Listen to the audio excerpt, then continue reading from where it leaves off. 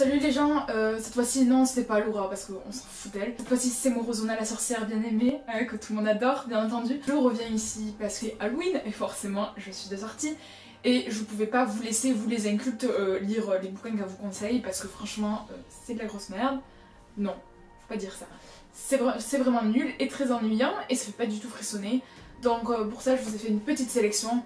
En tout cas, j'espère que vous êtes prêts parce que vous allez avoir peur. Le premier livre que j'ai à vous conseiller, c'est Hortense de Jack Lesper. Donc un thriller publié chez Sonatine. C'est un thriller que j'avais lu l'année dernière, je crois, et il fait très peur. Enfin, pas peur dans le sens où on a des frissons, il y a des screamers partout. Non, dans le sens plus, il faut s'accrocher parce que l'univers est très macabre, surtout si vous avez des gosses. C'est pas mal parce que c'est l'histoire d'un enlèvement d'une petite fille. Et cette petite fille, forcément, il va lui arriver tout un tas de choses, donc on n'est pas au courant. Sa mère qui va essayer de la rechercher puisqu'elle est devenue complètement folle, ce qui peut se comprendre au passage. Et elle va faire tout pour la retrouver jusqu'au jour où dans la rue, elle la croise. Enfin, en tout cas, elle pensait la reconnaître.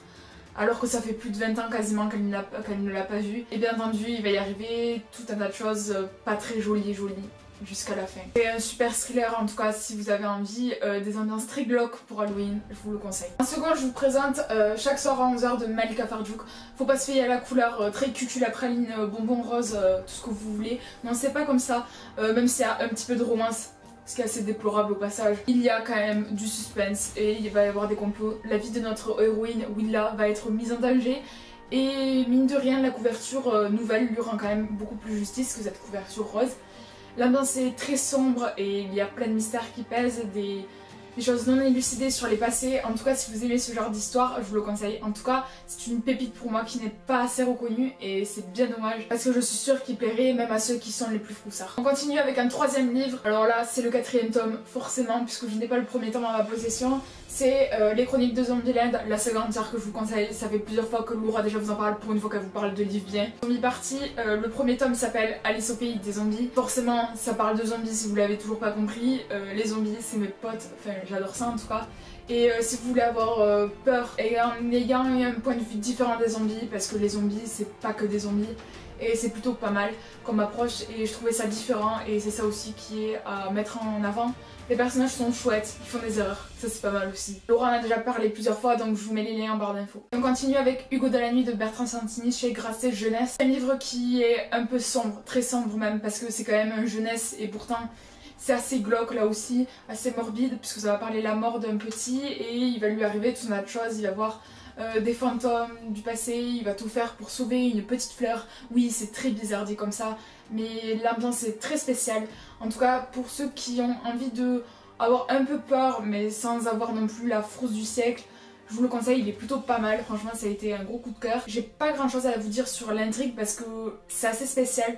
Et le seul conseil que j'aurais à vous dire, c'est vous lancer et éteignez la lumière. Parce que sinon ça fait pas peur. Et en dernier je vais vous présenter un manga. Alors forcément je pense qu'il est le plus connu des mangas. Je veux parler de Death Note, un thriller psychologique à la sauce japonaise et je peux vous dire que ça en fait des dégâts. C'est très spécial. En fait c'est un jeune étudiant qui est surdoué, qui est vraiment un génie et qui va retrouver un jour par terre un cahier. Et sur ce cahier il va y avoir marqué Death Note.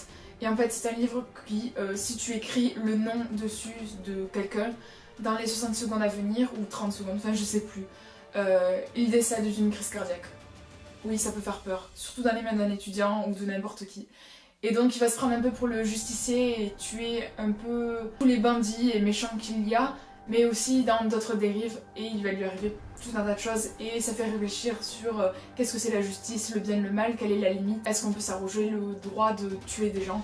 Enfin bref, tout un tas de thématiques super intéressantes et mine de rien, il vous prend la tête. Après aussi, il existe aussi un animé pour ceux qui auraient vraiment la flemme de lire le manga, qui est extrêmement bien fait, les musiques sont juste géniales, les personnages tout autant, et il suit quand même plutôt bien le déroulé du manga.